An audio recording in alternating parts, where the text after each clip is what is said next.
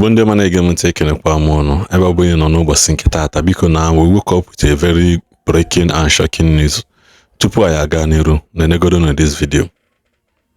We have breaking news this evening. Reuters has confirmed the United States has boots on the ground in Nigeria, the first military presence on the ground under the Trump administration in the African country.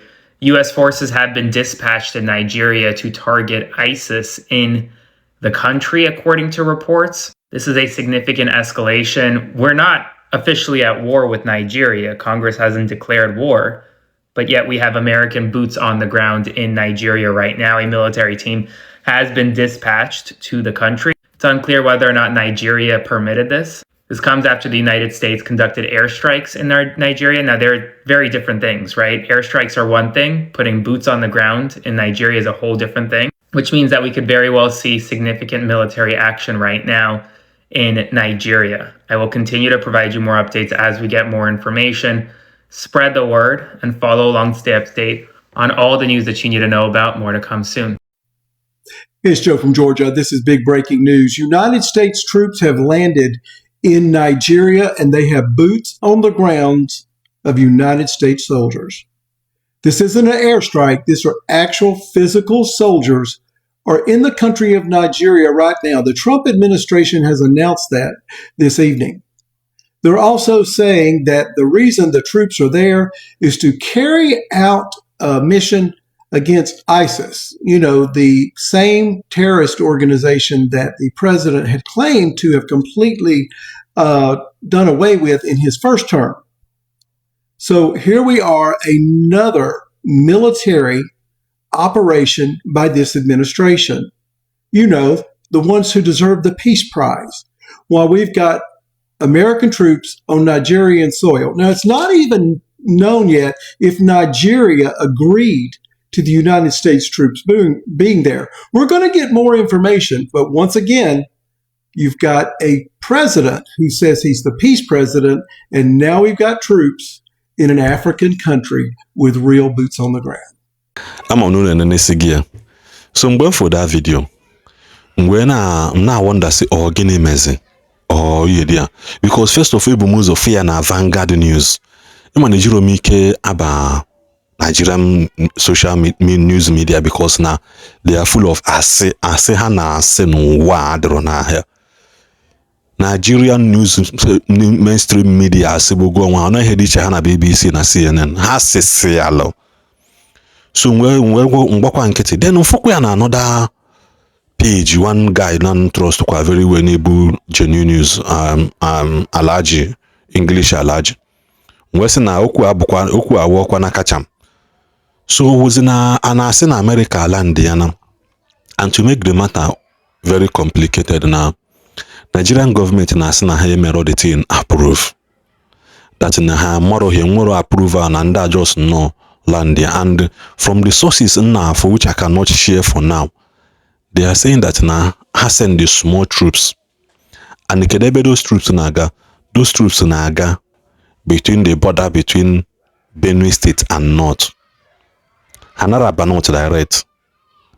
Na hana amba between, because if you watch the geographical designing of map of Nigeria, if you know maybe a place in Benue before North, so they are going to wage that ogwa from there. Because you watch very well. Anyway, one boy has sent in Nigeria.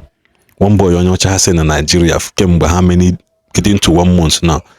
The boy on Nigeria, and the boy has been sending them coordinates, sending them this thing with video, and the boy was saying that now the vice president and American government who coordinate geographical design of Benue State.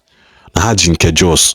Now had all the whole map out of the things in Nigeria, because for the past since about January.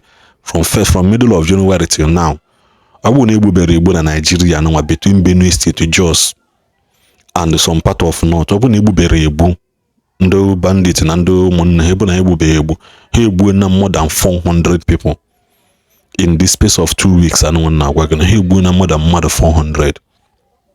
My name gonna andibaye. Amaros maybe me do one day buy a canono. There is a saying that says and the 1 about some million to never million every. The reason why you no labor and post here because God has given me the go ahead the name. Because doing this is what I love to do. I love to bring you guys information to keep you guys updated in in Nigeria and and everywhere as a whole. Because now here these things I want get ihe maybe or this aka ya say na onye obuna na ofodu zi aka dịka nwa na anwa elelele. As I send the small troops and quick obolo army of 200 or 300 onwe boro onye man 150. Because there is no official video of them and there is no official picture of them yet.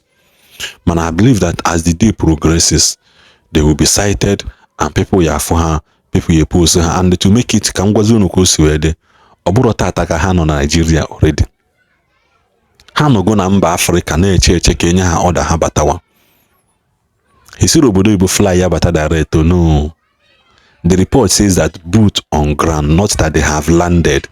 They have boot on ground in Nigeria, which shows that Nigeria hanobugo around Africa. Obuna kita nebulu hana plane piu katagwi. The reason why you send their small troops like kita no burokwa na Nigeria no into full blown war. Man, they are here to combat some things na ground because now after that incident Donald Trump to approve okay we to wale bomb we melenda happy Christmas. They still went back and again. They went back and the can buy a blanket now he need name in Nigeria na them surprise.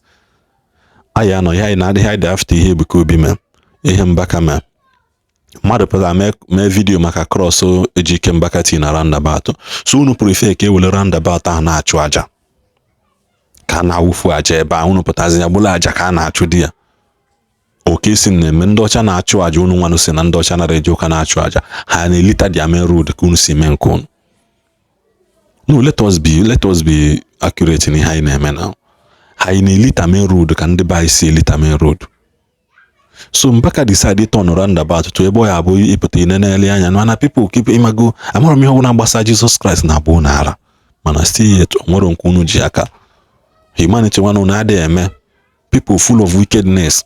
Na video na trend one young guy nata New Year December 30th or nata unu emeni okwu abashu unu ji focus ya simakwa anu obu sugar ma obu nka obu sugar na obodo Igbo no mgbe nata ka unu meli okwu abashu okwu bra boy kwụrụ ọtọ na-ele and from the main indication the boy is Kitanwana has lost his job in obodo Igbo because he couldn't come back on time to resume office. Oluzugo job ya n'obodo Igbo na ọ bụrụ ihe mmadụ mete ndị obi ọjọọ. So biko nụ ka ị na-afụ news aya kabaru na-eshare ya because this is again one of the latest and breaking news happening in and around Nigeria as of today. Share this video. Code one.